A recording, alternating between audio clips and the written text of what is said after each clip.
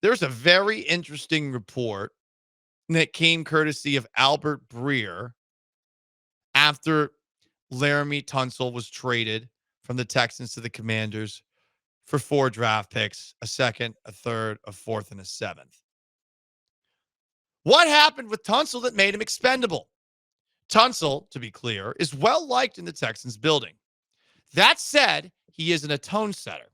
And the offensive line room in Houston last year went the wrong way, becoming borderline toxic. Toxic.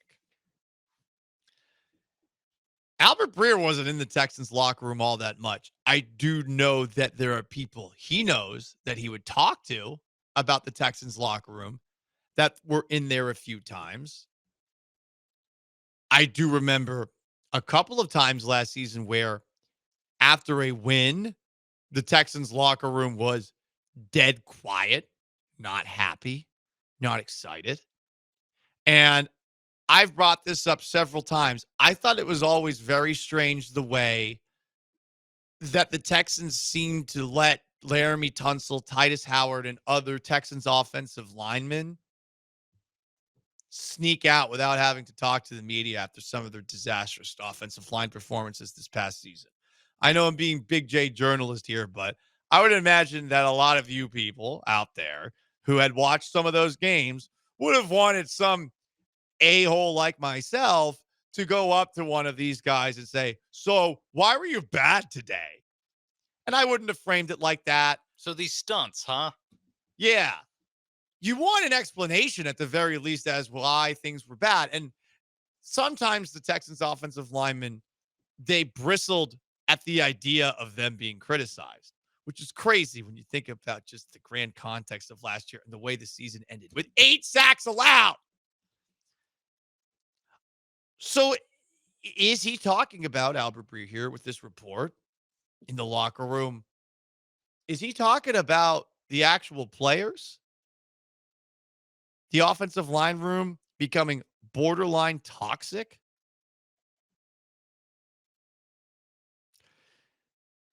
I think he's not talking about the actual offensive lineman here. I think he's talking about the actual room as a whole itself. And I do think that this is where the coaching side of things gets interesting.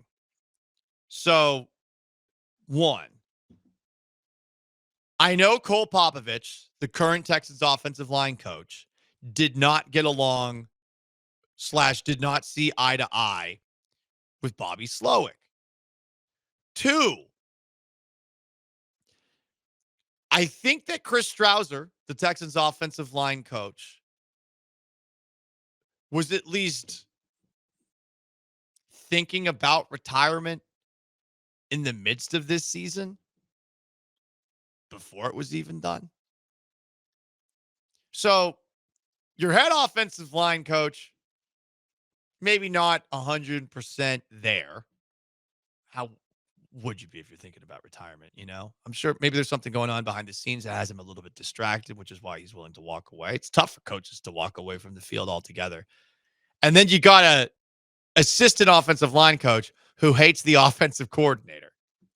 On top of that, you got an offensive coordinator who struggled to connect with players all season long. And there's some moments that I've heard about behind the scenes, and I just wonder about, like, whoa, did this really happen? Because sometimes you hear things through the grapevine and it's a game of telephone and facts get distorted.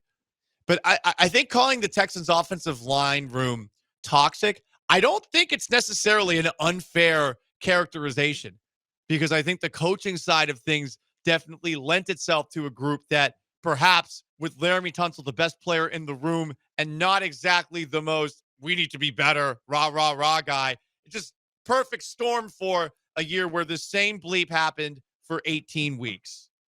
Yeah, exactly. I think you can take these reports like at and they can all be true where the offensive line room was and the locker room was reportedly borderline toxic. Okay. Also, as retweeted by Laremy Tunsil's Twitter page, that the Texans players were sad to see him go. I well, okay, so the players like Tunsil. Tunsil didn't have problems with the other players, to our knowledge. Who else is in these rooms? Who else is in the locker rooms on a day-to-day basis? Oh, the coaches. Yep.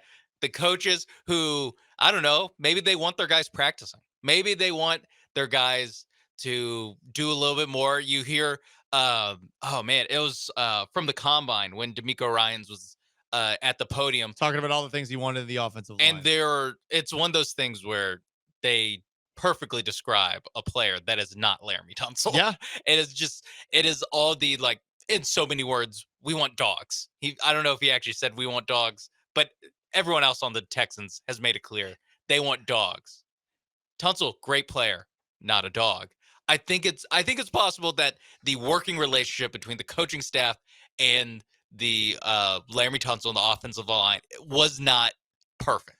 And when the best player doesn't have a perfect relationship with the coaches or a relationship, that I think lends itself to the other players and coaches feeling a disconnect.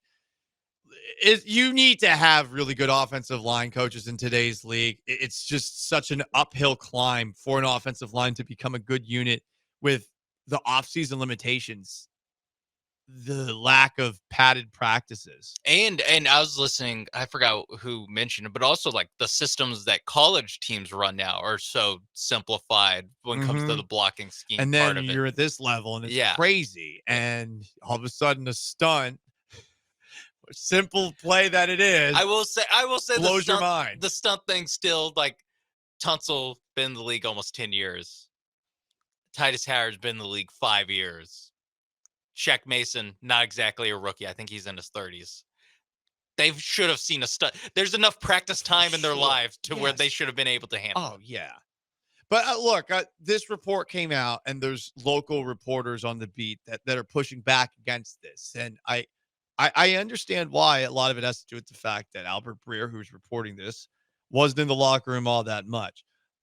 That said, and I've said this to a couple of the guys in there, I do think that some in the locker room, reporters, got a little bit too close to the offensive lineman. And I feel like, for example, what comment is the first one that shows up on that Laremy Tunsil post? It's DJ Bename.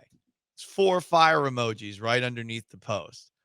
And I'm not questioning DJ's journalistic integrity or anything like that. It's more, I felt like the offensive lineman let certain guys in, and I think the good relationships that they had with some of those reporters led to us never hearing from those offensive linemen unless it was in a favorable kind of coverage. And you throw that on top of an offensive line group that I think this report calling it toxic, I bet it's much more a reflection of the coaching than it is the players. Lends itself to the kind of season that you had last year and why the Texans said, you know what, let's trade Laremy Tunsil before we have to negotiate another contract with us, which he will win because he's considered one of the best linemen in the game. So there you go, guys. The Texans offensive line group, toxic.